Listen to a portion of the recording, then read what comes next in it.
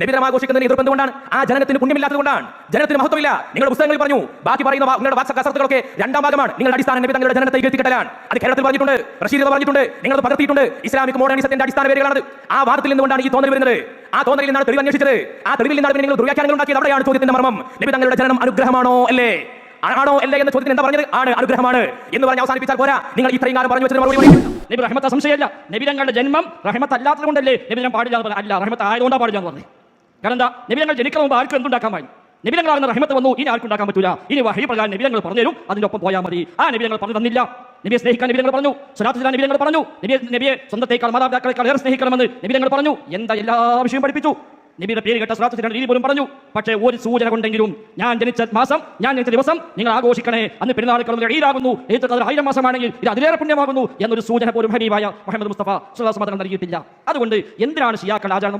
നമുക്ക് സ്വഹാബത്തിന്റെ ആചാരം പോലെ, താബീഈങ്ങളുടെ ആചാരം പോലെ സ്വഹാബത്ത് സ്നേഹിച്ചതിനേക്കാൾ ഏറെ സ്നേഹിക്കാനാണോ നമ്മൾ ശ്രമിക്കുന്നത്? ഒരിക്കലും സാധ്യമല്ല. അതാ ഇമാമികൾ പറഞ്ഞത്, അവരുടെ സ്നേഹം എന്നത് ആ സ്നേഹം ലാ യബ്ലുഗു, ആ സ്നേഹത്തോളം എത്തുകയില്ല. നമ്മളെല്ലാവരും കൂടി അവരുടെ സ്നേഹം പോലും ഒരു സ്വഹാബിയുടെ സ്നേഹത്തിലേക്ക് പോലും എത്തുകയില്ല.